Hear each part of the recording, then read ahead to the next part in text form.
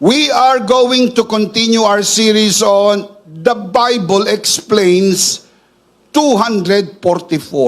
Today we're going to continue our mini-series within the big series of The Bible Explains, entitled Your Next Season is Coming, Part 23. Let's first commit this to the Lord. Manalangin po muna tayo, mga kabiyaya.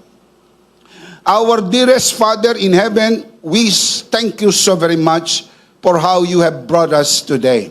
This is the day that you have made. We will rejoice and be glad in it. Thank you for the wonderful time of praise and worship. And truly, you inhabit the praises of your people. We commit to you this time, even this learning time, and it is our heartfelt prayer that everything that will be said and done today, all by your grace, for your glory, we pray in the name of Jesus, our Lord and Savior, by the power of the Holy Spirit. And everybody would just simply say, Amen. Amen. Palakpakan po natin ang Panginoon. Praise God. Today we're going to talk about Hosea. Who is Hosea? Hosea was an Old Testament prophet who ministered in the northern kingdom of Israel around 755 to 715 BC. His life, especially his marriage to Gomer, became a prophetic gesture of God's faithful love and grace toward an unfaithful people. Hosea chapter 1 verse 2. The story of Hosea reveals how God pursues, redeems, and restores through covenant grace. This life of Hosea is one of the clearest pictures of grace in action written in the Old Testament. God called him not only to preach grace, but to live it.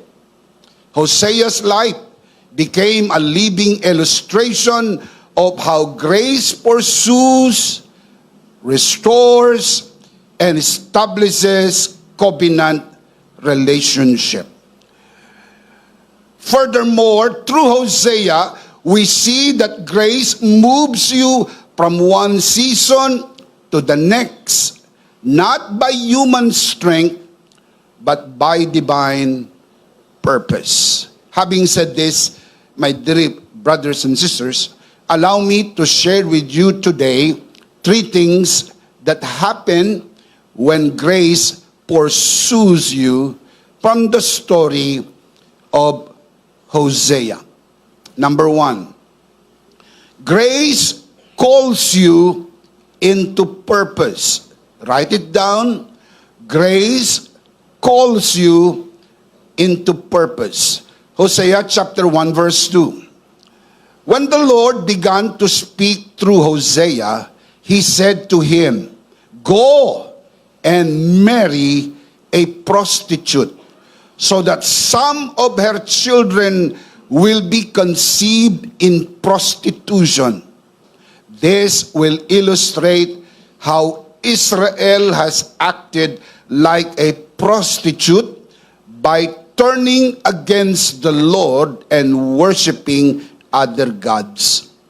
Ang buhay ni Hosea, more particularly ang kanyang marriage, ay prophetic gesture of God's love and grace toward the unfaithful Israel.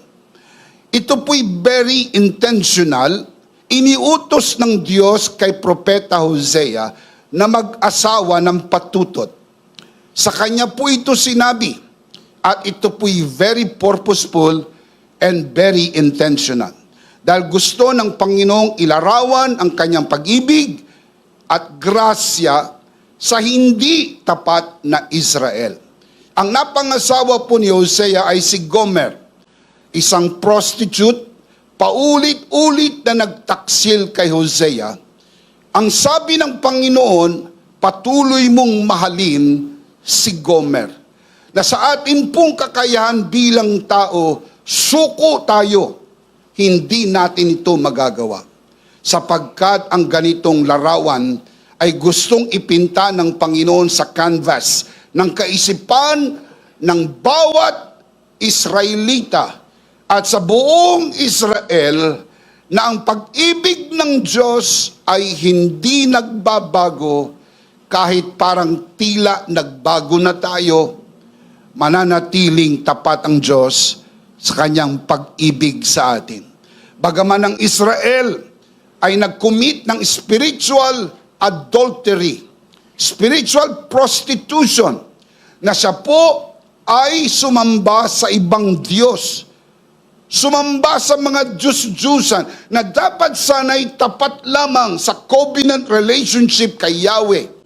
Pero sila po'y nakiapid, spiritually speaking, at sumamba sa ibang Diyos.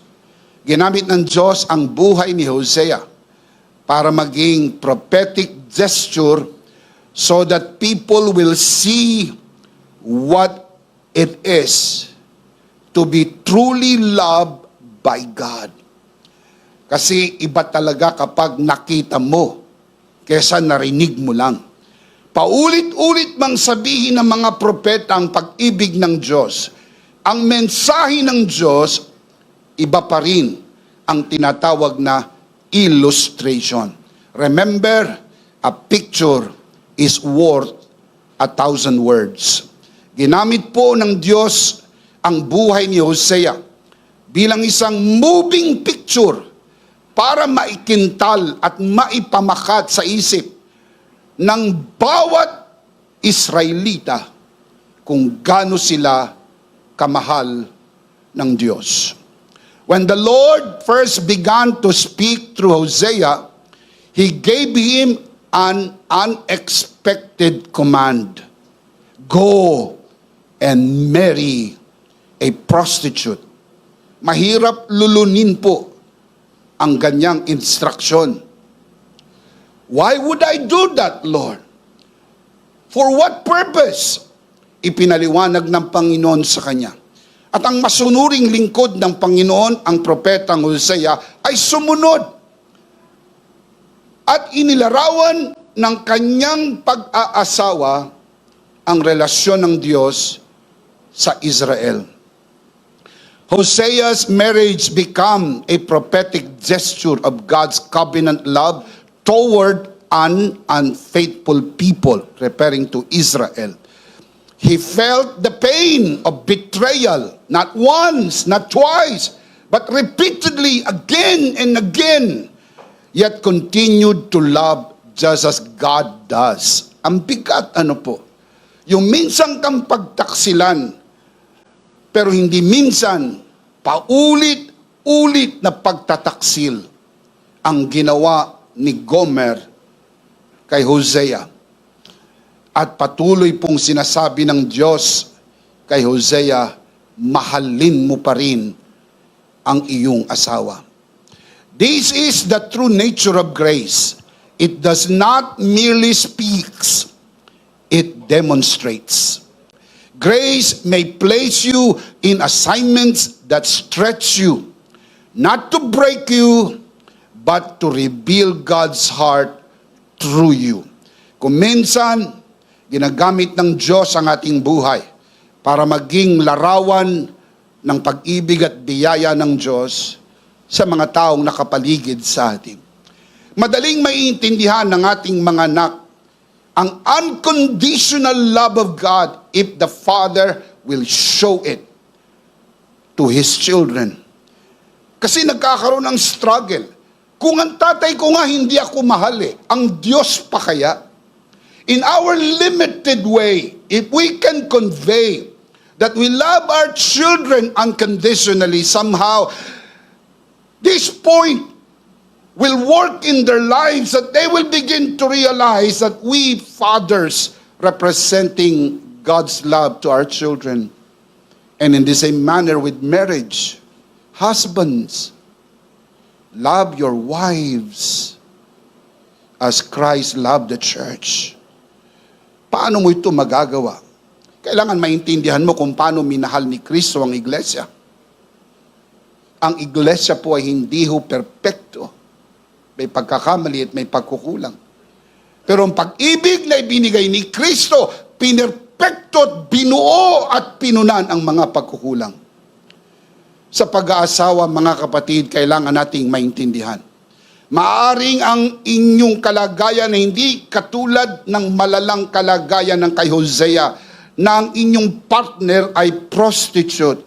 But somehow you would understand that there are so much shortcomings. And God is telling us, practice grace and love. Madali lang po ito sabihin. Pero mahirap ipamuhay. Hindi natin ito kaya sa ganang ating sarili. Sumusuko tayo rito. Ilang beses na nating sinukuan ito at sinabi natin, ayaw ko na talaga. Hirap na ako. Nasasaktan ako. Napapahiya ako. Suko na talaga ako. Kapag dumating ka sa sukdulang dama mo ito, tandaan mo, ang hindi mo kayang gawin ng biyaya ng Diyos sa iyong buhay.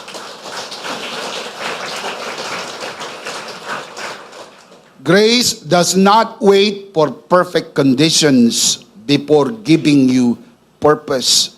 Grace calls you in the middle of the mess and sustains you as you walk it out.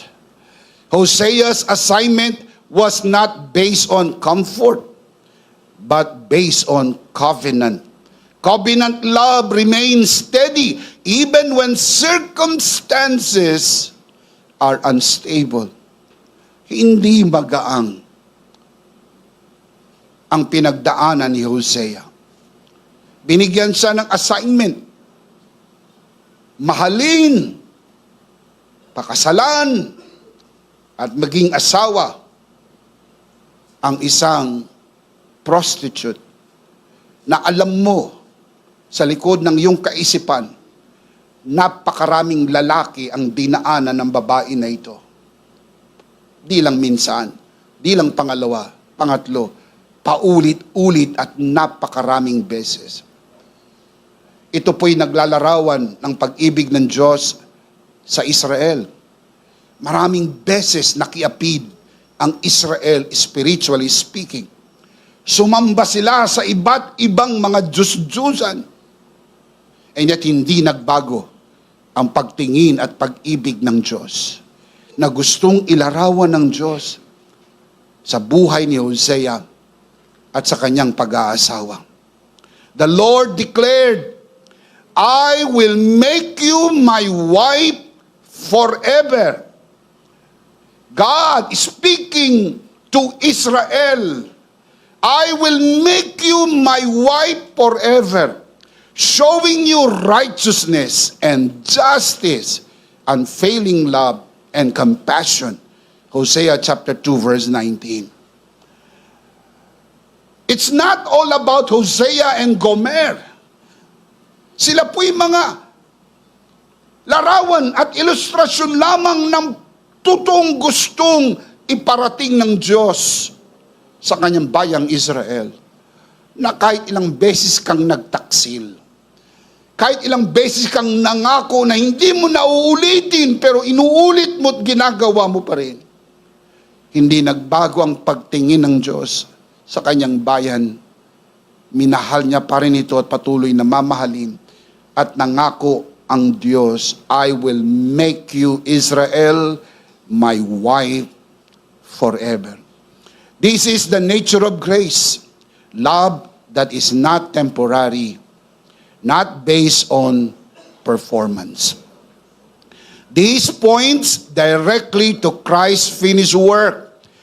What Hosea lived in a limited way, Jesus fulfilled perfectly and eternally on the cross. Huwag kalilimutan mga kabiyaya at aral naman po tayo. Lahat ng naisulat sa lumang tipan ay mga anino. Hebrews chapter 10 verse 1, na ang katuparan ay na kay Kristo. Colossians chapter 2 verse 16 to 17. You have to understand that this is just an illustration, prophetic gesture for you to see the greatness of God's love, the grandeur of God's grace toward Israel. And for us, in a bigger picture, not only to Israel, but to us all, sapagkat mahal ng Diyos, hindi lang ang Israel, mahal ng Diyos ang buong mundo. Kaya niya isinugo ang kanyang bugtong na anak upang ang sino mang sumampalataya ay huwag mapahamak, kundi magkaroon ng buhay na walang hanggan. Can you say amen? Jesus did not come to a faithful world, but to a broken one. He did not wait for us to become worthy. While we were still sinners, what happened? Christ died for us. Romans chapter 5 verse 8. How can we begin to explain that? Saan tayo hagilap ng salita para maipinta po natin ang ganito kagandang pag-ibig? Hindi tayo karapat-dapat. Sa mabilis na pag-iisip, mababa ang tingin natin sa prostitute. Pero maraming beses, pinrostitute natin ang ating sarili. Hindi man sexual. Sa iba't ibang paraan ng mundo, ay atin pong sinira ang ating sarili. Some people prostituted themselves through drugs, alcohol, gambling, and with so many vices in the world. Maraming tao ang naging alipin ng bisyo. Parang wala ng pag-asa pag tinignan mo. Pero mayroon dahil walang hindi kayang baguhin ng biyaya ng Diyos. Mahal ng Diyos ang lahat ng tao. Natagpuan sa paanan ni Jesus ang babae na nahuli sa akto ng pakikiapid. Isinisigaw ng mga tao base sa kautusan ni Moises, batuin hanggang mamatay. Yan ang marapat sa babaeng yan, nahuli sa akto ng pakikiapid, batuhin hanggang mamatay. Kapag pinayagan ni Jesus na batuhin po ito agad-agad, sasabihin ng mga tao na nandoon sa paligid, akala ko ba may mensahe ka ng pagpapatawad, awa at pag-ibig? Di ka man lang naawa sa babae na ito. Pag sinabi naman niyang huwag niyong batuhin, ang sasabihin ng mga tao, nilalabag mo ang batas ni Moises. Saan siya pupunta? Kung kaya't ang sinabi niya sa mga taong nakapaligid, sino man sa inyo ang walang kasalanan, ang unang bumato. Ang sabi ng kwento, ang bawat isa'y nag-alisan, sapagkat batid nila sa kanilang sarili, lahat ay nagkasala. Walang matuwid, wala kahit isa. Ang naiwan sa tagpo ay ang babae at si Jesus. Sinabi ni Jesus dun sa babae, woman, where are your accusers? She looked up. She looked around and she said, they're all gone. And Jesus said to her, neither do I condemn you. Go and sin no more. Hindi siya inusgahan ni Jesus. Pero hindi rin siya pinabayaang hindi magbago. Ang sabi ni Jesus, hindi kita inuusgahan, pero tumayo ka na at wag nang magkasala. Ang solusyon para ang tao'y tumigil sa pagkakasala, hindi ho parusa. Ang solusyon ay biyaya ng Diyos. Habag ng pagpapatawad at pagmamahal. Paano mabago ang iyong asawa? Mahalin mo. Paano mabago ang iyong mga anak? Mahalin mo. Sapagkat may kapangyarihan ng pag-ibig magbago. Kahit anong sama ng tao, tandaan niyo po, dadating sa sukdulan. Mapapagod, magsasawa at titigil. At pag dumating na po siyang pagod na siyang magkasala, sapagkat anuman ang gawin niya sa kanyang katawan, parang hindi na nagbibigay ng tunay na saya. Ano pa ba ang makapagpapasaya sa akin? Sinubukan niya lahat ng adventures in life and still pagkagabi malungkot pa rin siya at nalulungkot. Nagpalipat-lipat ng relasyon, nagpalipat-lipat ng partner, sinubukan ng alak, sinubukan ng sugal, sinubukan ng lahat ng bisyo, and yet at the end, still unsatisfied. I'll tell you why. And those of you who are watching this broadcast, maybe you do not know why. I'll tell you why. Sabi ni Jesus doon sa babaeng Samaritana sa balon ni Jacob, babae, ang sinumang uminom ng tubig mula sa balong ito'y palaging mauuhaw. Ang sinumang uminom ng tubig na ibibigay ko, hindi na muling mauuhaw. Ang sagot ay si Jesus. Ang sagot ay ang biyaya ng Diyos. Ang sagot ay ang pag-ibig ng Diyos. Shout amen! Palakpakan natin ng malakas ang Panginoon. Kaya po inilarawan ng Diyos ang kanyang pag-ibig sa Israel sa pamagitan po ng pag-ibig ni Hosea kay Gomer. Hindi naging madali, pero ito po'y pagpipinta ng larawan sa canvas ng mga taong makakakita nito. At ang mga nakakita nito, naintindihan nila kung gaano kamahal ng Diyos ang Israel. At may balita ako sa inyo, hindi lang ang Israel ang mahal ng Diyos, mahal ng Diyos ang buong mundo. Palakpakan natin ang Panginoon. For God so loved the world that He gave His only begotten Son, that whoever believes in Him should not perish but have everlasting life. Palakpakan natin ang Panginoon. When Jesus declared it is finished, John 19:30, He secured our redemption completely. This is very important. What happened on the cross is the game changer. Doon po sa krus, ipinamalas ng Diyos ang sukdulang pag-ibig niya sa sangkatauhan.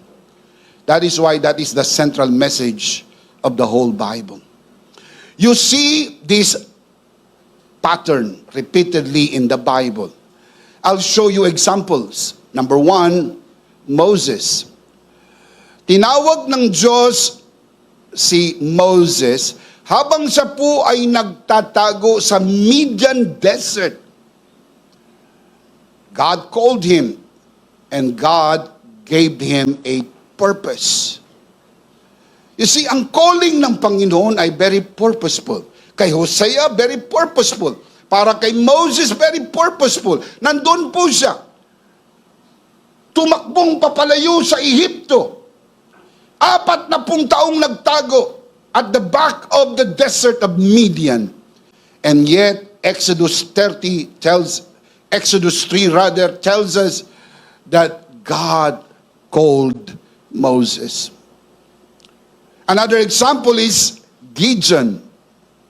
Si Gideon po ay nagtatago.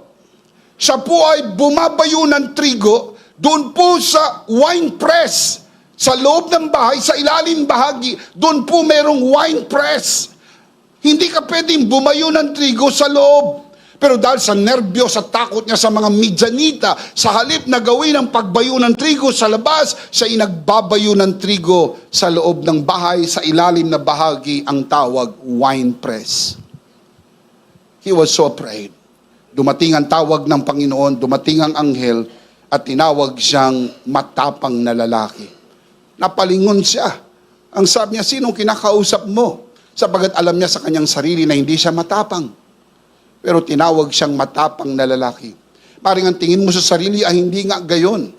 Pero kayang gawin ng biyaya ng Diyos, gawing matapang ang hindi likas na matapang.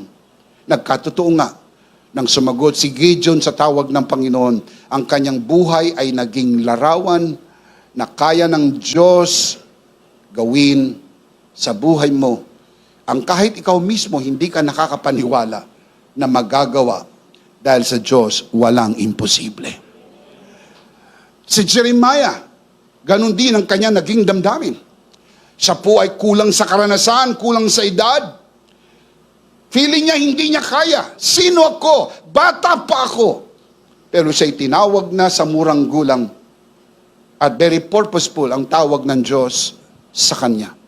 Ito pong tatlo na ito ay tatlong halimbawa na may mga pagkatawag. At ang bawat tawag ay very purposeful. I'm sure, dito sa loob ng bulwagan na ito, marami po sa inyo, kundi man lahat, maliwanag na ang tawag ng Diyos sa inyo. Pero meron din po tayong mga kasama rito na hanggang ngayon ay patuloy pa nilang inaalam ang maliwanag na tawag ng Diyos. Makinig pong maigi sa mga ngaral na ito. Kapag may tawag ang Diyos, yan po ay very purposeful. Para kay Hosea, hindi naging magaang. At siguro sa kalagayan ninyo, hindi nyo ipinagdadasal na ang inyong calling ay matulad ng kay Hosea. Dahil maaring isipin nyo, ganun din po ba ang tawag? Mga kapatid, meron po kong kaibigan, matagal na panahon na.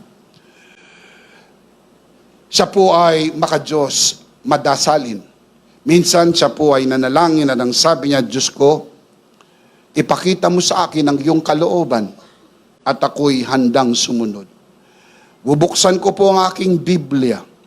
Ituturo ko ang aking kamay sa parte ng Biblia kung saan matapat na verse, yun ang mensahe mo sa akin. Siya'y nanalangin, umiiyak, mataimtim, nagsuko ng buhay sa Panginoon. Pagbukas ng kanyang Biblia, nakapikit ang mata, itinuro na tapat po sa verse na kababasa pa lang natin, mag-asawa ka ng patutot. Natakot siya at nabitawan niya ang Biblia. Natakot siya.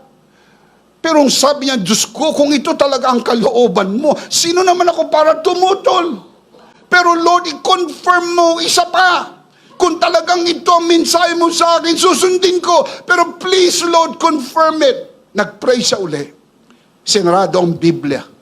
Ang sabi niya, pagbukas ko ng Biblia at natapat, kung ano talaga yung mensahe mo, yun na. Pero this time, sinigurado niyang hindi na doon tatapat. Kinapakapa niya ang Biblia habang nakapikit at gusto niyang matapat sa New Testament. Pagbukas ng Biblia, naituro ang daliri at nakatapat. Kung anong iniisip mo, gawin mo na.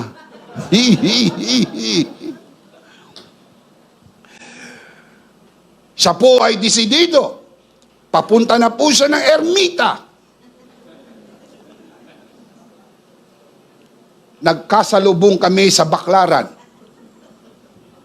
Hindi ako pupunta ng ermita. Ang sabi ko sa kanya, Brad, saan ka pupunta? Sabi niya, dito sa ermita. Ang sabi ko, bakit? Akala ko ba'y nagbago ka na? Sabi niya, oo, nagbago na talaga ako. Pero sinabi ng Diyos sa akin, mag-asawa ako ng prostitute. Sabi ko, sinong nagsabi sa iyo? Ipinaliwanag niya sa akin ang tinatawag pong paturo-turo. Marami pong mga Kristiyano hanggang ngayon, ganyan pa rin ang estilo. Mga papikit-pikit, mga paturo-turo, at kung saan matapat, yun ang mensahe. Mga kapatid, that is not the best way to approach the Word of God. Ipinaliwanag ko sa kanya ang tamang hermeneutics. Hindi ho pwede ang turo-turo sa Bible. You have to read the text, the context, know the meaning of the text so you can apply the text. Sabi ko, hindi ikaw ang kausap ng Diyos, si Hosea. Yung nabasa mong verse, hindi para sa iyo, para kay Hosea. Nung mahimasmasan ang sabi niya, Diyos ko, salamat po. Mga kapatid, may kanya-kanyang pagkatawag. Ang iba'y mabigat, ang iba'y hindi masyadong mabigat, ang iba po'y napakabigat. Ano man ang tawag sa iyo ng Panginoon, lagi mo lang tandaan, hindi mo yang kayang gawin sa ganang iyong sarili. Kailangan mo ng biyaya ng Diyos. Palakpakan natin ang Panginoon. Praise God. Ituloy ko lang yung kwento, nagbago ang kanyang buhay, nakapag-asawa siya ng normal, naging maayos ang kanyang buhay. Thanks to hermeneutics. Pag tama, naintindihan mo ang Bible, maitutuwid ang buhay, maisasagip ka sa maling paniniwala at sa maling pamumuhay. Grace did not wait for readiness. Grace created readiness. God's call always comes with God's supply. Tinawag ng Diyos, hindi lang si Hosea. Pinakita ko sa inyo kanina, si Moses, si Gideon, at maging si Jeremiah at marami pang iba. Iba-iba ang pagkatawag, and I am very sure some of you are watching this broadcast, you are called by God. Ang pagkatawag na yan ay very purposeful, kaya ang pagkatawag ng biyaya merong layunin sa iyong buhay. Hosea's story reminds us that your assignment is not proof life will be easy. It is proof that grace will be sufficient. Hindi magiging madali, pero wag mag-alala, sapat ang biyaya ng Diyos. When you find yourself in an unexpected season, difficult relationship, painful transition, or sometimes confusing assignment, always remember the story of Hosea. Ito po'y makakatulong na aalalahanin natin ang kwento ni Hosea. Grace calls you into purpose. Even when the season is uncomfortable, the calling is not based on your strength, but on God's covenant and Christ's finished work. If grace called you, remember, grace will sustain you. Hindi ka po tatawagin ng Diyos gawin ang anumang gawain ng pagkatawag na hindi magiging sapat ang kanyang biyaya para ito magawa. Hindi magaang ang tawag ng Diyos kay Hosea, pero nakayanan niya ito, hindi dahil magaling si Hosea, kundi dahil magaling ang biyaya ng Diyos. Palakpakan natin ang Panginoon. Praise God. Number 2, grace pursues and restores you. Write it down. Grace pursues and restores you. Hosea chapter 3, verse 1 and 2. Then the Lord said to me, go and love your wife again, even though she commits adultery with another lover. This will illustrate that the Lord still loves Israel, even though the people have turned to other gods and to worship them. Mga kapatid, again, inuulit ko, not once, not twice, but again and again and again, repeatedly. Sabi ng Panginoon kay Hosea, mahalin mo ang iyong asawa. Pero Lord, pinagtaksilan ako, mahalin mo ang iyong asawa. Para ilarawan na tayong mga tao, maraming beses ding nagtaksil sa Diyos. Marami kang mga ipinangako sa Diyos na hindi mo tinupad. Maraming mga pagkakataon na natagpuan mo ang iyong sarili sumasamba sa iba't ibang Diyos-Diyusan. Maaring Diyos-Diyusan na gawa ng kamay ng tao o Diyos-Diyusang nilikha ng isip ng tao. Mga kapatid, tandaan palagi, inilalarawan po ng kwento ni Hosea ang pag-ibig ng Diyos sa bayang Israel. At hindi lang sa Israel, kundi sa buong mundo. Can you say amen? Verse 2, what did Hosea do? Verse 2, so I bought her back for 15 pieces of silver and 5 bushels of barley and a measure of wine. Ang presyo po ng isang alipin ay 30 pieces of silver. Kulang ang pera po ni Hosea. Meron lang po siya 15 pieces of silver. The smallest amount, kailangan niya ng 30 pieces of silver. Ang kakulangan ay pinunuan po ng bushels of barley and a bottle of wine. Mga kapatid, sinikap po ni Hosea ang matipon ng halaga. Ibinayad niya po. Pumunta po siya sa house of prostitution. Asawa niya na po ito. Pinuntahan niya, binayaran niya ang halaga, at iniuwi ang kanyang asawa. Gomer had left Hosea and was no longer living in covenant, but in brokenness and bondage. Yet God commanded Hosea, go and love your wife. What's the next word? Again. Again and again. Mga kapatid, there is no way humanly possible that we can do this. Only divine, only grace can do this. Can you say amen? Grace did not wait for Gomer to return. What did Hosea do? Grace pursued her. Hosea did not abandon her. He redeemed her. Hosea 3:2 says, I bought her back. Binayaran ko para mapasa akin uli ang kanyang asawang si Gomer. Redemption came at a cost. This is the heart of grace. Restoration through redeeming love. Ipinamalas ni Hosea ang kanyang dalisay na pag-ibig kay Gomer nang ito'y kanyang binili para mapasa kanya, na gayong kanya naman talaga si Gomer from the very start, dahil pinakasalan niya si Gomer. This is one of the clearest Old Testament pictures of Christ's finished work.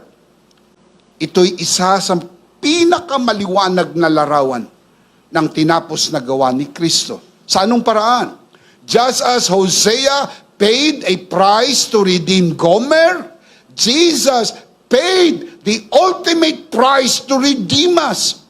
The scripture says, you were bought at a price.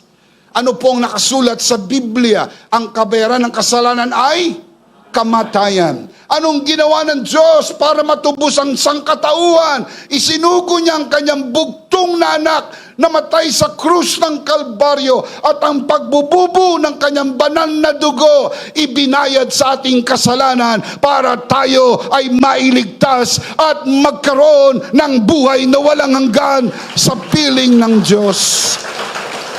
Shout amen. Redemption means to buy back and restore relationship. Christ did not call us from a distance. He came to where we were and paid the full price to bring us back into covenant. And what kind of covenant? A covenant of grace. Hindi ho naghintay si Hosea ang umuwi si Gomer. Pinuntahan ni Hosea kung nasaan si Gomer. Hindi ho naghintay ang Diyos na tayo'y bumalik sa Kanya. Pinuntahan tayo ng Diyos. Hinanap niya tayo at natagpuan tayo ng biyaya ng Diyos. Hindi ho tayo nakatagpo sa Diyos. Maririnig niyo mga pangkaraniwang patutuo nung makilala ko ang Diyos, nang matagpuan ko ang Diyos. Hindi mo pwedeng makilala ang Diyos sa bagsak mong kalagayan. Kailangan ipahayag ng Diyos sa kanyang sarili sa iyo upang makilala mo ang Diyos at ang kanyang kagandahang loob. Hindi ka maaaring lumapit sa Diyos, kailangan ilapit ka ng Ama kay Kristo na siyang tagapagligtas. Hindi natin siya hinanap, tayong hinanap ng Diyos. Tayo po espiritual na lumpo, espiritual na bulag, espiritual na patay. Walang kapag-apag-asa na matagpuan natin ang Diyos. Pero hindi naghintay ang Diyos. Tayong pinuntahan ng Diyos. Ang Diyos ay nagkatawang tao. Ipinanganak sa sabsaban ng Bethlehem ng unang Pasko. Ultimately, namatay sa krus ng Kalbaryo para bayaran ang ating katubusan. At nang tayo'y matubos, tayo ay napasa Panginoon ng 2 beses. Una, niligtas niya tayo. Pangalawa, nilikha niya tayo, at dahil po nilikha niya tayo at iniligtas niya tayo, ang full rights, ang buong karapatan ay pag-aari tayo ng Diyos. Sa tipan ng biyaya, tayo po ay para sa Panginoon at para sa Kanya magpakailan-kailan pa man. Shout amen. Jesus said, "For the Son of Man came to seek and save what was lost." Luke chapter 19 verse 10. Like Hosea, Christ did not wait for us to return. He came to seek us first. Tayo ang hinanap ng biyaya ng Diyos. On the cross, when Jesus declared, "It is finished," tetelestai, consummatum est, done, finished, tapos na, naganap na. He announced that the price was fully paid, not partially, not partly. Full payment, fully paid. Nothing was left for us to add. Our restoration was completely secured by His finished work. Mga kapatid, tatanungin ko po kayo, paano mong babayaran ang bayad na? Paano mong tatapusin ang tapos na? Paano mong dadagdagan ang kompleto na? Kapag nakita mo ang finished work of Jesus, binayaran, tinapos, at kinompleto, sapat na ang biyaya ng Diyos. Kaya maliwanag ang teaching po natin sa community na ito. We are saved by grace alone. Nothing but grace, grace plus nothing, grace, grace all the way. Saved by grace alone, through faith alone, in Christ alone. Can we say amen? Amen. Hindi po grace plus works. Hindi po works minus grace. It should be grace, nothing but grace. All grace. 0550, nothing but grace. Grace plus nothing. Can you say amen? The same grace pattern is seen in the parables of Jesus. First, in the parable of the lost sheep. The shepherd leaves the 99 just to find the one lost sheep.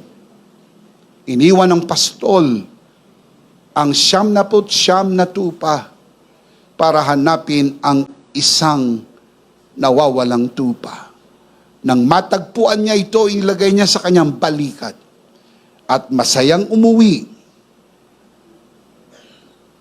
sapagkat natagpuan ang nawala. Tayo po yung nawala. Pero hinanap po tayo.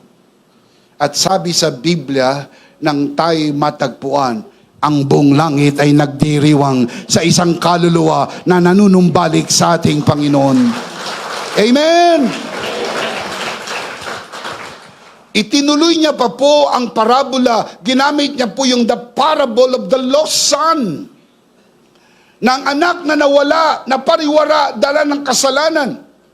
Nang ito'y muling natagpuan at bumalik, ang pagdiriwang, ang kasiyahan, ay gayon na lang. Nang sabi ng ama, ang anak ko na ito, na dating patay, ngayon ay buhay. Ang anak ko na ito, na dating wala at ngayon ay natagpuan. Magdiwang tayo. Patayin ang pinatabang guya. Suotan ng anak ko na ito ng sandalyas, balabal at singsing, sapagkat sa araw na ito, ipagdiwang natin ang gawa ng biyaya. Mga kapatid, laging tandaan, kapag may isang kaluluwang nanunumbalik sa Panginoon, ang buong langit ay nagdiriwang. Kaya makipagdiwang po tayo sa bawat pagkakataong alam mo, nagliligtas ang Panginoon sa lahat ng panahon. Palakpakan natin ang Panginoon. Praise God. Praise God. Grace does not abandon you in your broken season. Grace pursues you, redeems you, and restores you fully not partially, not partly, but fully, because of Christ's finished work. What grace redeems, grace restores. Can you say amen? Number 2, grace pursues and restores you.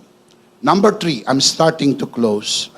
Grace establishes you in covenant. Grace establishes you in covenant. Hosea chapter 3 verse 3. Then I told her, Hosea, talking to Gomer, I told Gomer, I told her, you are to live with me many days. You must not be a prostitute or be intimate with any man, and I will live with you. Yun pong word na many at yung phrase na many days, sa Hebrew expression po ay yamim rabim. Yamim rabim. Ibig sabihin, all the days. A long, enduring period. Expression po sa kanila yan. Hebrew expression, yamim rabim. Salin lang po yung many days. Pero in fact, in the original, ang nakasulat po, you are to live with me all the days of your life. A long, enduring period. Can you imagine? Si Hosea ang nagbibigay ng commitment kay Gomer, you are to live with me, yamim rabim. Hosea's redemption of Gomer did not end with rescue. It led to restoration. And after redeeming her, he said, you are to live with me, yamim rabim, all the days of your life. Mga kapatid, kahit gaano kasama ang tao, kayang baguhin ang biyaya ng Diyos. Huwag mong sukuan ang iyong asawa. Huwag mong sukuan ang iyong mga anak.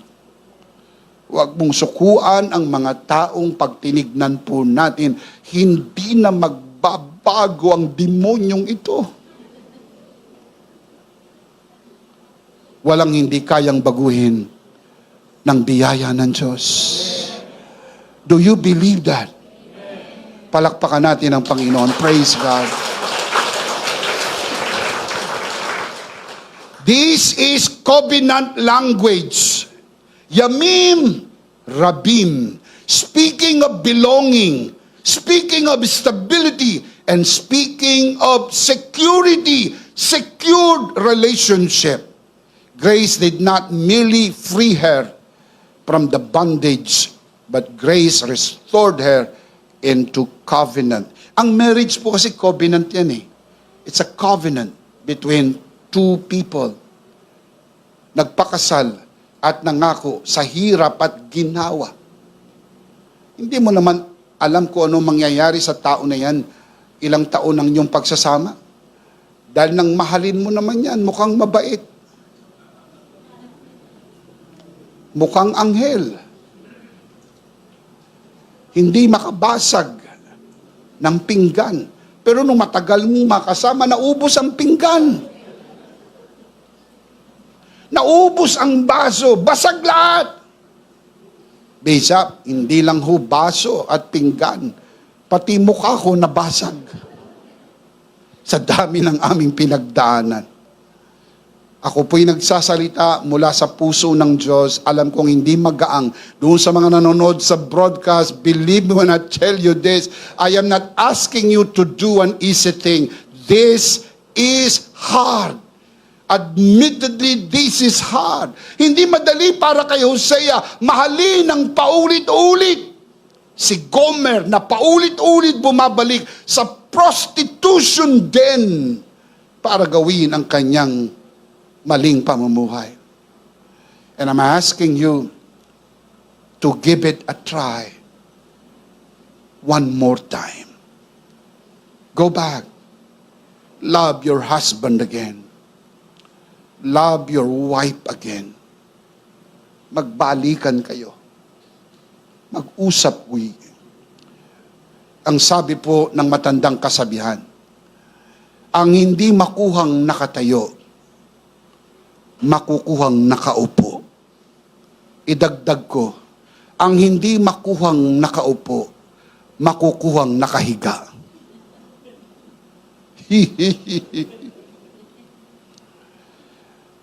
Wag lang sumuko. Alam niyo kung bakit wag sumuko? Ikaw rin ay hindi sinukuan ng biyaya ng Diyos. Binago ka rin ng biyaya ng Diyos. Pinatawad at minahal ka ng biyaya ng Diyos. Can you say amen? Amen. Condemnation says, stay away.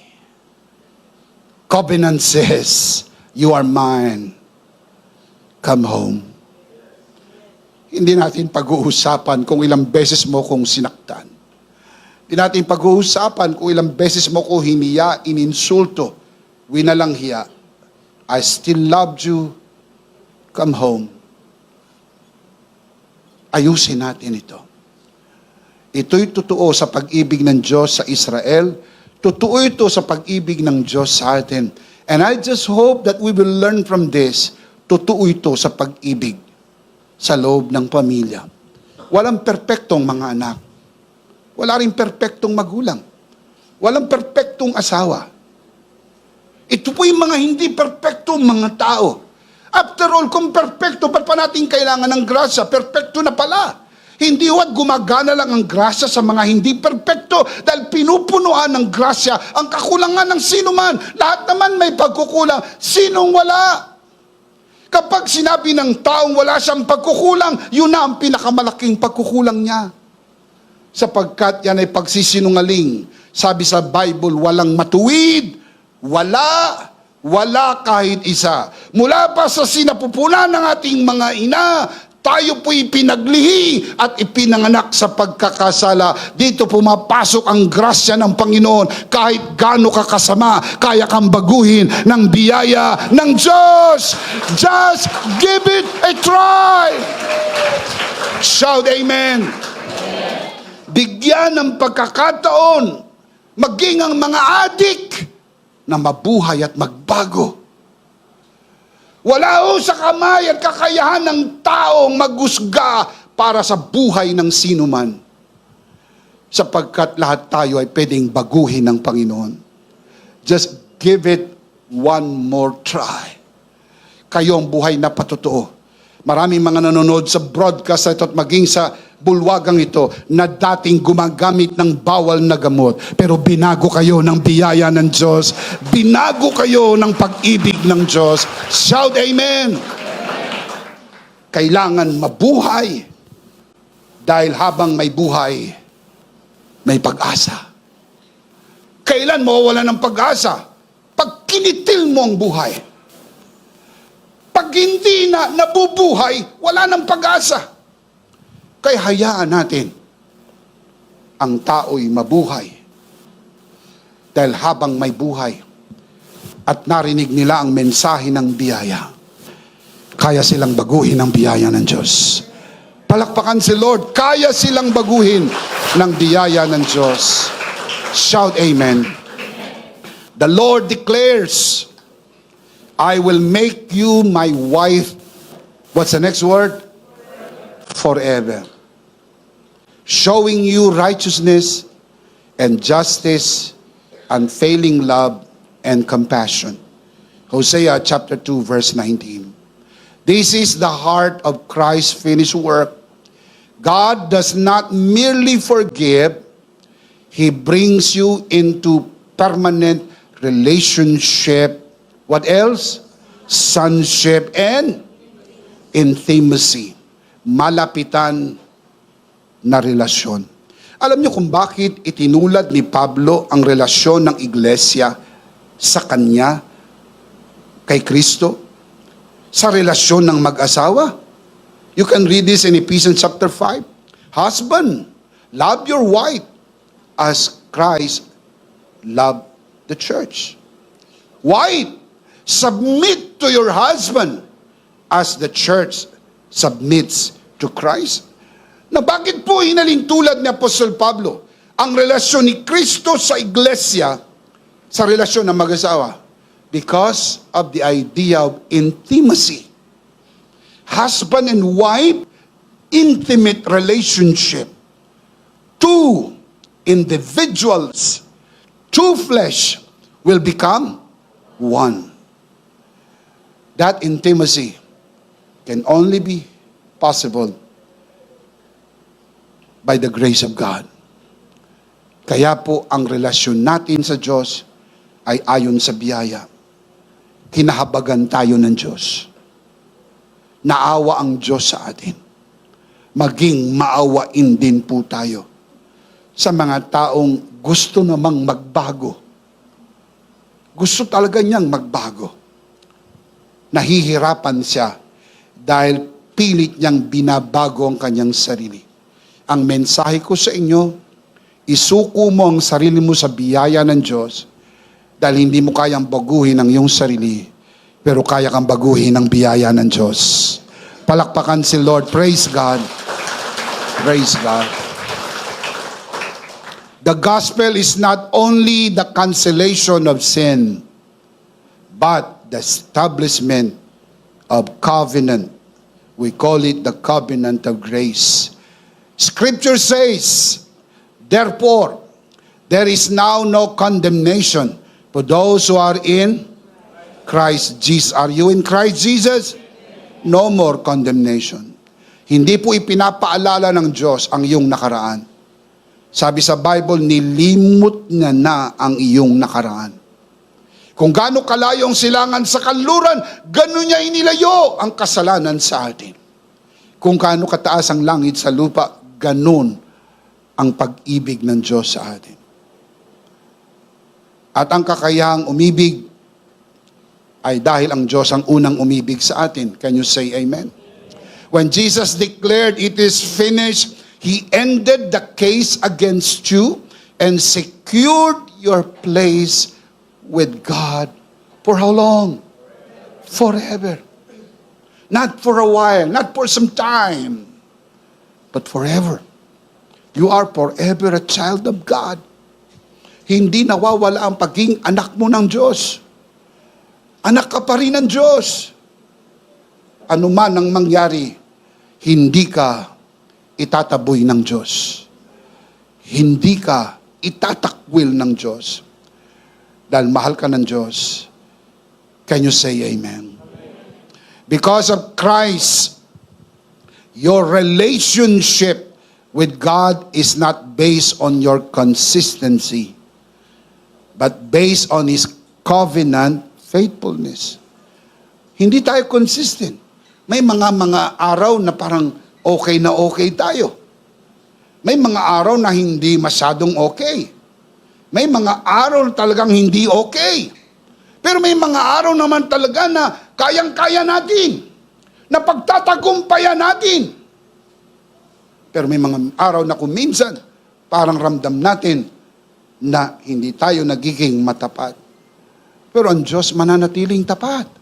Look at the scripture, 2 Timothy chapter 2 verse 13. The Apostle Paul writes, if we are faithless, meaning unfaithful, if we are faithless, He remains what? Faithful. Tell me why. He cannot deny Himself.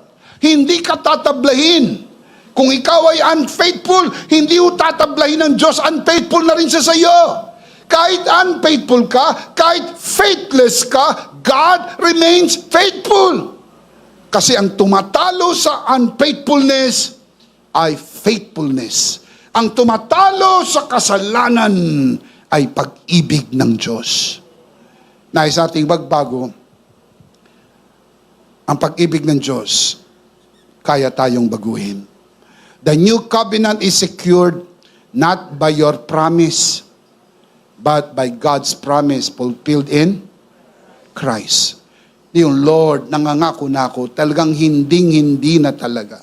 Lord, nangangako ako, hinding-hindi na talaga. Only to find out, You keep on doing it again and again and again. Nangako si Gomer, hindi na ako mag-prostitute. Hindi na. Pag nagising si Hosea, wala na yung kanyang asawa, nandun na sa ermita.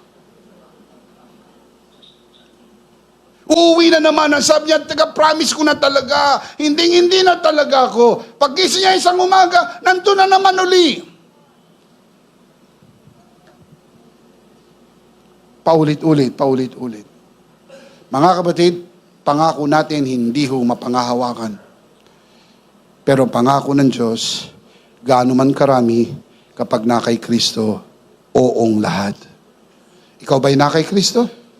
2 Corinthians chapter 1 verse 20, the Apostle Paul writes, "For no matter how many promises God has made, they are what? Yes. They are what? Yes. They are yes in Christ." Are you in Christ? Yes. All the promises of God, no matter how numerous they are, no matter how many promises God has made, they are yes in Christ. And so through Him, the Amen is spoken by us to the glory of God. Naluluwalhati ang Diyos kapag natutupad ang kanyang pangako sa atin dahil tayo ay na kay Kristo. Ang panata ng Ama, tutuparin ko ang pangako ko sa iyo, hindi base sa katapatan mo. Dahil natansya ko na, darating ang araw hindi ka magiging matapat. Pero ang Diyos mananatiling tapat, magpakailan pa man. Amen? Alam niyo, kung minsan nahihiya ka nga sa Lord buti nga nahihiya ka pa ng konti. Totoo lang, nahihiya ka ng konti. Sa dami ng iyong mga pagkukulang, Diyos ko, at dami kong pagkukulang, pero pinagpapala mo pa rin ako. Alam niyo kung bakit? Hindi ka tinatabla ng Diyos. Dahil kung tatablahin ka ng Diyos, wala ka ng matatanggap, gipatak na pagpapala. Pero sa kabila ng iyong pagkukulang, may mga araw hindi ka nagdadasal. Nagmamadali ka, umalis. Dahil color coding, number coding. Kung minsan pag-uwi mo galing sa trabaho, pagod ka na, di ka na makapag-pray. Ang nasabi mo na, "Good night, Lord. See you tomorrow." Minsan sobrang busy na schedule mo, hindi ka nakakapagsimba. Sa simbahan, nakakatulog ka nang magising ka tapos na ang offering. Pero nagalit ba ang Diyos sa'yo? Kinidlatan ka ba? Kinulugan ka? Tinanggal ka sa trabaho? Nagkasakit ka ba? Hindi. Nandun pa rin ang kanyang pag-iingat. May aksidente na dapat patay ka na, pero hindi. Iningatan ka ng Panginoon. May sakit, pinagaling ka niya. May problema, nilutas niya ang iyong problema. Alam niyo kung bakit? Nilulunod ng Panginoon ang iyong kasalanan ng kanyang pagmamahal. Kill them with love. Pinapatay ang kahinaan natin ng pag-ibig ng Diyos. Kaya dahan-dahang nawawalang yung kahinaan na pagtatagumpayan mo. Sapagkat sa kabila ng iyong kahinaan, faithlessness, unfaithfulness, God remains faithful. Palakpakan si Lord, tapat pa rin ang Diyos. Shout amen. Jesus is the mediator of a better covenant, Hebrews 8:6. And His once for all sacrifice has perfected those who are being made holy, Hebrews 10:14. Tandaan mga kabiyaya, your standing is constantly remaining before God, not because of your work, but because of the finished work of Jesus. Hindi po yan on and off, up and down. Hindi po yan mga kapatid, breaking and repairing. Steady, constant, unchanging. Sapagkat itong tipan na ito ay hindi tipan ng Diyos sa iyo. Ito'y tipan ng Diyos sa kanyang anak. Benepisyaryo lang tayo ng kanilang napagkasunduan. Alam niyo kung anong kanilang napagkasunduan? Sinabi ng Ama sa kanyang anak, ang sino mang sumampalataya sa iyo ay may buhay na walang hanggan. You are saved forever. You are eternally saved. You are forever loved because of the grace of God. Can you say amen? Amen. Itong tinatawag na the new covenant. Ang tawag sa the new covenant, a better covenant. What makes this better compared to the old covenant? Because under this covenant, grace is greater than the law.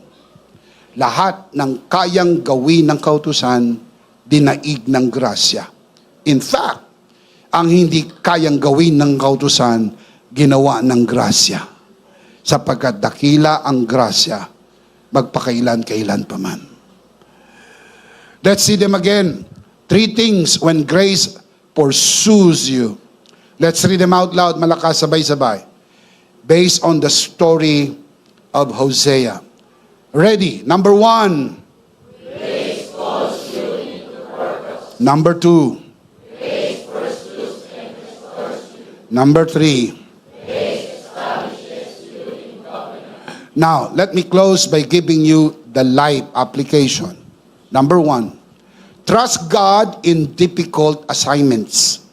Magkakaroon ka ng mga difficult assignments. Katulad ng kay Hosea. Love your very difficult wife or very difficult husband. Love your problematic child, problematic husband or problematic wife. Difficult assignment, Lord.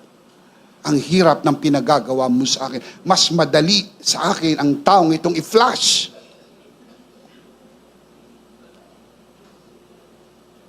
Iwanan ko na to. Game over. But sometimes, like Hosea, God would say, love her again.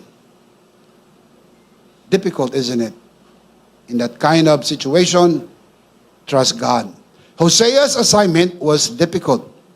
God called him to love Gomer, a very difficult person to love, knowing that she would be unfaithful repeatedly, not once, not twice, again and again.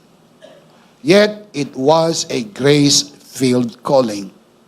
Hosea did not rely on his own strength, but on God's covenant and sustaining grace. Can you say amen? His life became a picture of God's unfailing love. You may never know kung saan makakarating ang larawan na ipinakita mo sa iyong asawa, sa iyong mga anak, o sa mga taong nakapaligid sa iyo.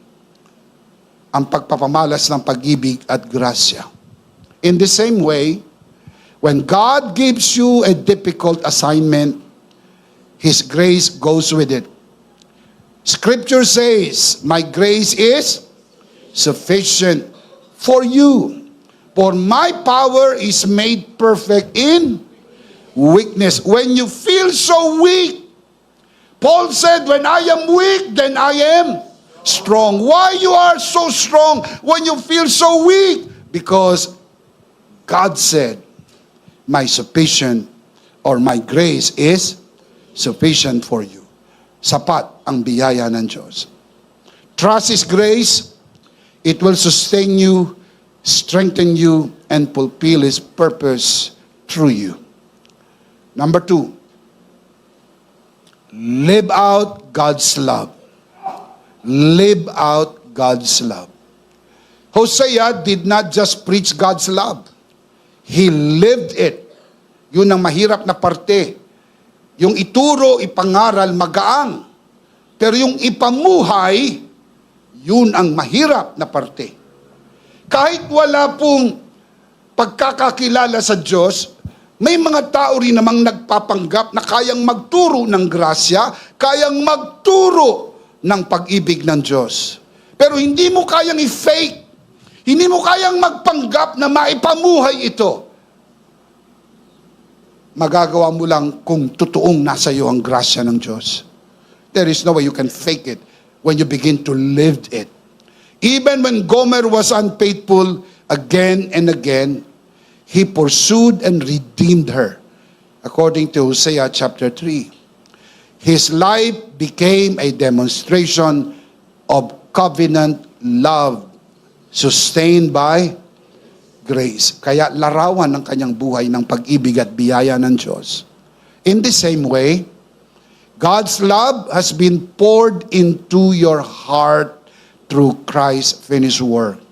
Scripture says, we love because He first loved us. Kaya ho tayo nakakapagmahal sapagkat siya ang unang nagmahal sa atin. Ano naman ang kaya mong ibigay kung wala ka?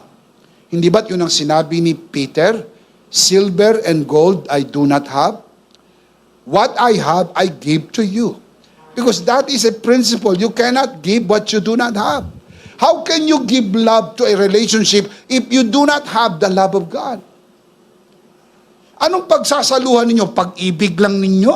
Hanggang kailan tatagal ang pag-ibig na yan? Hindi pang matagalan ang pag-ibig ng tao.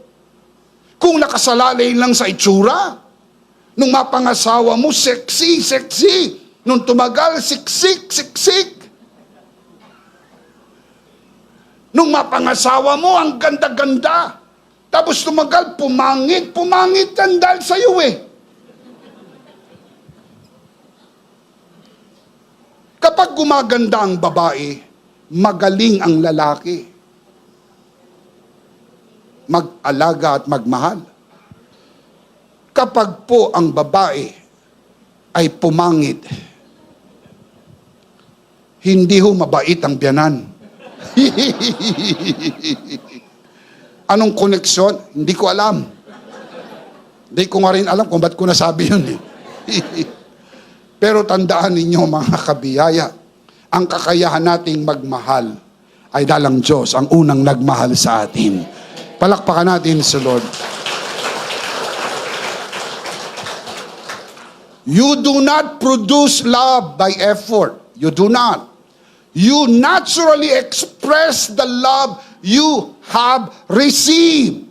So first step, receive the love of God before you can share the love of God. Kaya lagi kong sinasabi doon sa mga mag-aasawa pa lang, huwag po kayong mag-aasawa para maghanap ng pag-ibig at kasiyahan. Mabibigo kayo. Mabibigo kayo. Kailangan po, single ka pa, natagpuan mo na ang pag-ibig at tunay na kasiyahan. Pag nag-asawa ka, dadalhin mo yun sa relasyon. Hindi mo doon hahanapin sa relasyon. Dahil tiyak na tiyak, magkakaroon po ng kakulangan ang sino man sa inyo. Kaya maraming mag-asawang hindi magkasundo, naghahanapan. Hindi mo ginagawa ito, di mo ginagawa ito. Oh. Hindi ka na nagsasabi sa akin ng I love you. Ikaw ba nagsasabi? Oh. Hanap dito, hanap doon, away dito, away doon. Bukas makalawa. Mabalitaan mo na lang. Hiwalay na. Dahil nakalagay sa Facebook, single.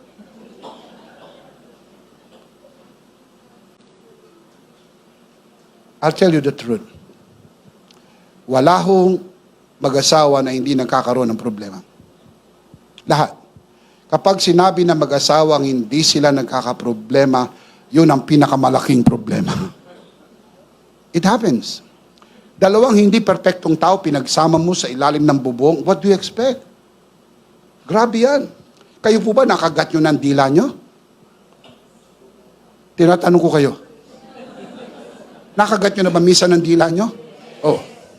Pero matagal na yung magkasama sa bibig. Sino nauna? Si dila o si ngipin? Tagal nyo pinag-isipan. Sinong nauna sa loob ng bibig? Si dila o si ngipin?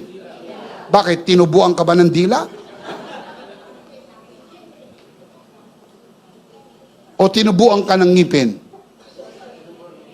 So nauna ang dila, di po ba? Misan, nakakagat si Dila.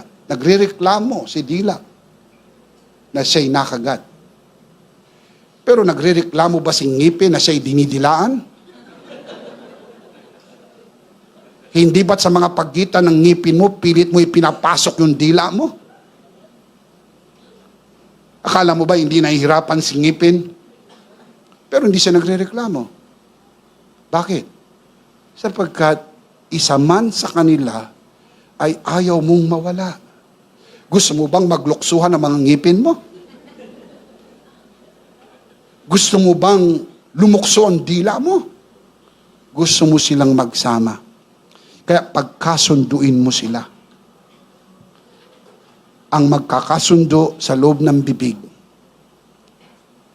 sasaya ang iyong tiyan. Sapagkat dapat silang magkasama. Bakit? Ang pinagsama ng Diyos, huwag paghiwalayin ng sino man. Can you say amen? In Christ, I have the love of God. Nasa iyo ba ang pag-ibig ng Diyos? You can share the love of God. And how do you call it? Practicing the love of God. Kung nasa iyo na ang pag-ibig ng Diyos, i-practice mo ang kanyang pag-ibig. You can only do that by the grace of God. Number 3, I'll close with this. Extend grace to those who fall repeatedly. Extend grace to those who fall, not once, not twice, but again and again. Always remember the story of Gomer. Not once, not twice, but again and again. Hosea extended grace to Gomer. Even after she had fallen, what's the next word? Repeatedly. He did not abandon her. He pursued her, he redeemed her, and he restored her. His actions reflected God's covenant love, a love that does not give up. Huwag mong sukuan ang iyong asawa. Inuulit ko. Huwag mong sukuan ang iyong mga anak. Patuloy ka pa ring maniwala sa kayang gawin ng biyaya ng Diyos. Can you say amen? In the same way, Christ extended grace to us. While we were repeatedly unfaithful, God remains faithful.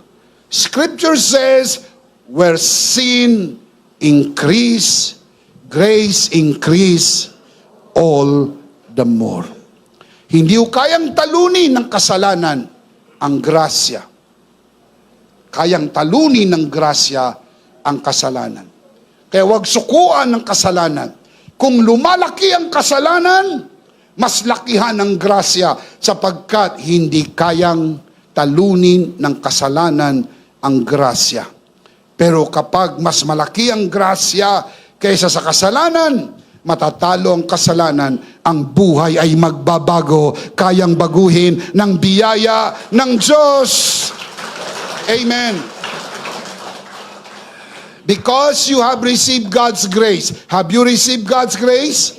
Because you received God's grace, you can extend that same grace to others, to your husband, wife, children, your brothers and sisters in the Lord. Extend grace to those who fall repeatedly, because this reflects the heart of God.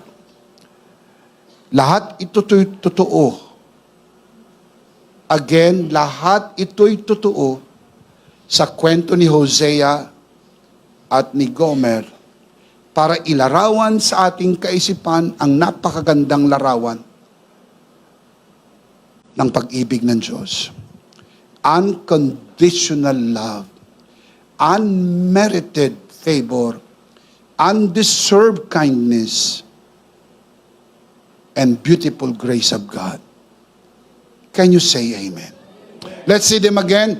3 life application, malakas, sabay-sabay, umupo ng maayos. Isuot ang sinturong pangkaligtasan. This is the touchdown. Let's read them out loud. Application number 1. Number 2. Number 3. And the big idea is, of course, in Christ, my next season is coming. We do not want to end this broadcast without giving you the opportunity to receive Jesus today and be saved, because your next season starts in Christ. Pag tinanggap mo si Kristo, yan na ang hudyat ng bagong simula. Taas natin ang ating dalawang kamay, ipikit ang mata. Samahan po natin ang ating mga bisitang nanonood sa broadcast na ito, at maging sa mga baguhan na narito sa loob ng bulwagan na ito. Nakataas ang kamay, nakapikit ang mata, manalangin po tayo ng pagtanggap, sumunod sa panalangin, at ariin na isang personal na panalangin. Manalangin tayo. Panginoong Jesus, ako po'y makasalanan. Hindi ko po kayang iligtas ang aking sarili. Ako'y mapapahamak ng hiwalay sa iyo. Narinig ko po ang mabuting balita. Ako po'y naniniwala. Tinatanggap kita sa aking puso bilang aking Panginoon at aking tagapagligtas. Salamat po, pinatawad mo na ang aking mga kasalanan. Isinulat mo na ang aking pangalan sa aklat ng buhay. Sa pangalan ng Panginoong Hesus. Amen. Ako na lang po manalangin, Ama, sa oras na ito, itinataas ko po sa harapan ang sinumang sumunod sa panalangin ng pagtanggap sa unang pagkakataon. Sa loob ng bulwagan na ito, lalo na sa mga nanonood sa broadcast na ito, pinagkakatiwala po namin sila sa iyong kagandahang loob na sila'y lumago sa biyaya at sa bagong natagpuang pananampalataya. Sa pangalan ng Panginoong Hesus, tayong lahat ay magsabi ng Amen. Palakpakan si Lord. Praise God. Ihanda po natin ang ating mga sarili. Tayo po'y darako sa banal na komunyon. Kunin po natin ang ating communion elements and let's do this together.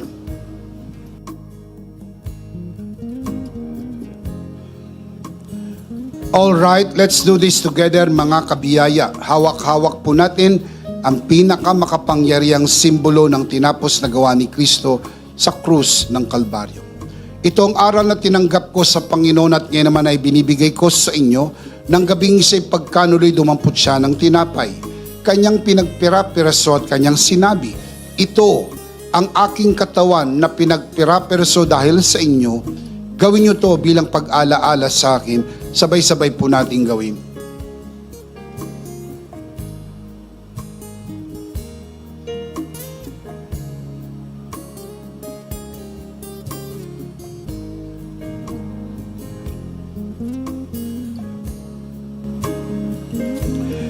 Gayon din naman matapos maghapunan ay kanyang hinawakan ng saro at kanyang sinabi, ito ang saro ng bagong tipan na pinagtibay ng aking dugo. Gawin niyo to bilang pag-alaala sa akin. Sabay-sabay po natin gawin.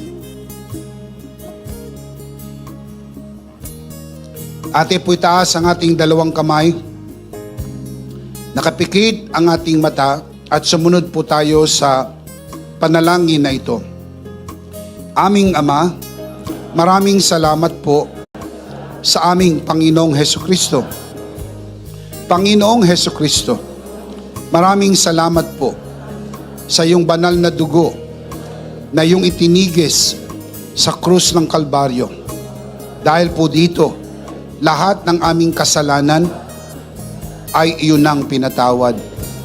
Maraming salamat po sa iyong katawan na nabugbog at nasugatan. Dahil po dito, lahat ng aming sakit ay iyon ang pinagaling. Gaya ng nasusulat, sa iyong mga sugat, ako'y magaling na. Ako'y naniniwala, ako'y magaling na. Aking dinideklara, ako'y magaling na. Ako'y malusog, malakas, masigla, pinagpala, pinaburan, at mabubuhay ng mahaba. Sa pangalan ni Jesus, Maraming salamat po, Banal na Espiritu, sa iyong kapahayagan sa mensahe ng biyaya. Sa pangalan ng Panginoong Hesus, Amen. Amen. Palakpakan natin malakas ang Panginoon. Isang beses pa at sabay-sabay, ano po ang ating big idea? Of course, we do not want to end this broadcast without giving you the opportunity to bless this broadcast with your offering. If not asking too much, and I know it's not, if this broadcast has blessed you, we would like you to bless this ministry with your love offering so that together we can reach the world with the message of full grace. And from the bottom of our hearts here at EMI, we would like to say, thank you. Thank you very much for giving to the Lord. We'll see you next Sunday, purpley on site, but definitely we'll see you again online. Ako po si Bishop Emmy, kasama po si Pastor Joe at ang kabuuan ng The Lord's Community and EMI broadcast. Stay a bit for more announcement. Stay blessed and stay connected. Always remember, in Christ you are forever Charito! Charito!